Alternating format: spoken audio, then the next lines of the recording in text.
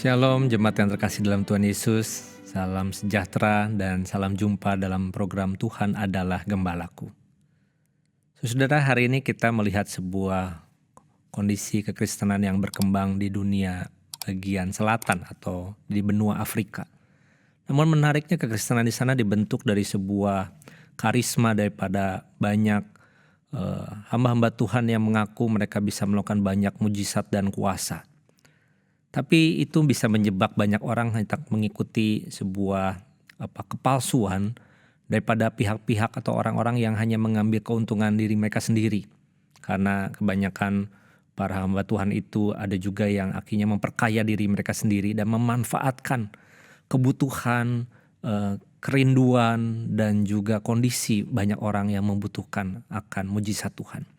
Saudara, hari ini kita bisa bertanya apakah mujizat itu masih datang dan ada dalam hidup kita. Sudah kita berpikir mujizat itu terjadi di dalam momen yang besar, di dalam satu peristiwa yang besar. Mungkin itu satu kebangunan rohani yang spektakuler. Saudara, pembacaan kita dari Matius pasal 14 ayat 34 hingga 36 ini menunjukkan sesuatu yang berbeda. Kita mau belajar dari nabi yang sejati, yaitu daripada Tuhan Yesus sendiri. Mari kita membacanya. Setibanya di seberang, mereka mendarat di Genesaret. Ketika Yesus dikenal oleh orang-orang di tempat itu, mereka memberitahukannya ke seluruh daerah itu. Maka semua orang yang sakit dibawa kepadanya. Mereka memohon supaya diperkenankan menjamah jubahnya. Dan semua orang yang menjamahnya menjadi sembuh. Saudara, kuasa Tuhan bisa dinyatakan bukan di dalam kondisi kejadian yang besar, tetapi di dalam iman yang sederhana dan tulus. Menariknya dari kisah orang-orang di kota Genesaret, kota yang kecil, tapi mereka adalah orang-orang yang haus, orang-orang yang selama ini sudah mendengar tentang pelayanan Yesus, yang mengenal Dia. Saudara, kata mengenal di sini mendapati sebuah pemahaman yang benar-benar mendalam, satu kerinduan dan juga satu motivasi yang tulus. Bukan sekedar tahu nama, tapi mereka tahu siapa Yesus yang sesungguhnya adalah Mesias yang dinantikan itu. Lalu menariknya dicatat di sini mereka mengenali dan menyebarkan berita itu ke seluruh daerah itu dan membawa semua orang yang sakit kepadanya. Perhatikan pola ini, mereka mengenal Yesus, mereka memberitahukan tentang apa yang Yesus bisa lakukan, mereka membawa banyak orang untuk bisa punya kesempatan yang sama mengalami kuasa Tuhan. Saudara, hidup kekristenan kita itu sebenarnya bukan hanya tentang menerima berkat, tapi menjadi saluran berkat. Orang-orang Genesaret ini tidak menyimpan Yesus untuk diri mereka sendiri.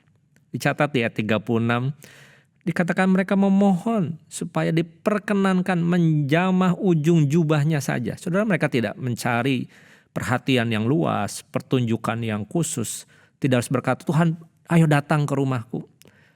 Hanya meminta cukup kami bisa menyentuh ujung jubahnya. Dan mereka percaya bahwa mereka yang menjamahnya menjadi sembuh. Sudah kita diingatkan tentang kisah seorang perempuan yang sakit pendarahan dalam Matius pasal 9. Kurang lebih inti yang sama, iman yang sederhana terarah kepada pribadi yang benar.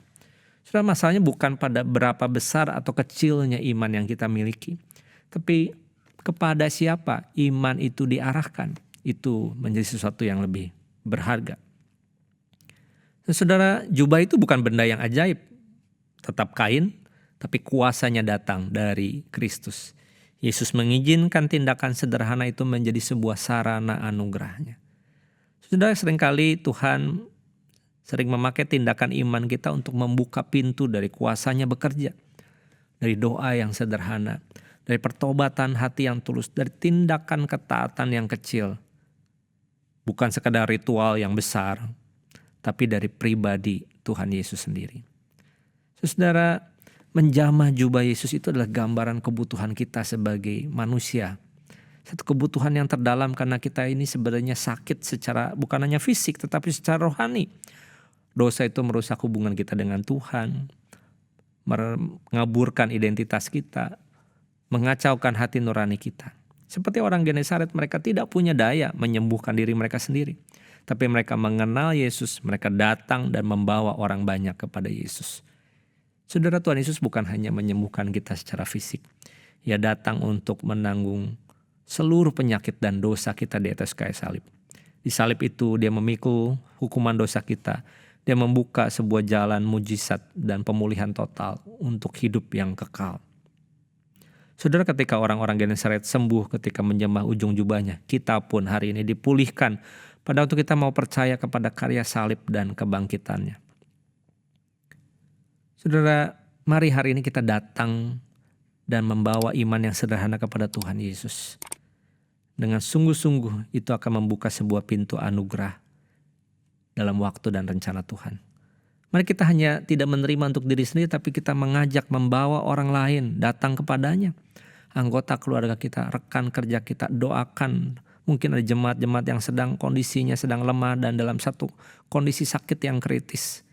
Misi kita memang bukan untuk menyembuhkan semua orang. Misi kita untuk membawa orang kepada Sang Mesias, Sang Penyembuh yang punya kuasa mujizat itu. Percaya bahwa kuasanya masih berlaku dan nyata untuk hari ini. Kuasanya tidak pernah berkurang, belas kasihannya selalu tersedia, anugerahnya tidak terbatas. Saudara, mari kita datang dengan iman dan itu sudah lebih dari cukup. Kita perlu datang dan menyentuh Dia karena kita mengenal Dia. Apakah saudara mau datang dan membawa orang kepada Dia? Mungkin ketika engkau sedang mendengarkan perenungan ini, ada sesuatu yang sedang kau gumulkan di dalam kondisi keluarga, kondisi dirimu yang sedang sakit, yang sedang bergumul, yang sedang membutuhkan Tuhan. Datang dengan satu iman yang tulus, seperti dikatakan, menyentuh jubahnya pun Tuhan akan menyatakan kuasanya dalam hidupmu. Maukah engkau percaya dan berdoa kepadanya? Mari kita berdoa. Tuhan Yesus, kami adalah orang-orang yang biasa. Orang-orang yang penuh dengan kebutuhan. Tapi kerinduan kami bukan hanya mengalami kelepasan, tapi juga boleh mendapatkan Engkau di dalam ruang hati kami yang paling dalam. Bukan hanya untuk diri kami sendiri, tetapi untuk orang-orang yang kami hidup bersama dan kenal. Untuk mereka juga punya kesempatan yang sama mengenal Tuhan Yesus. Biarlah iman kami seperti orang Genesaret, hanya dengan menyentuh jubahmu, ujung jubahnya pun Tuhan Engkau menyatakan kuasa mujizat dalam hidup kami. Pulihkan kami Tuhan, sembuhkan kami, tolonglah kami. Di dalam nama Yesus kami berdoa. Amin.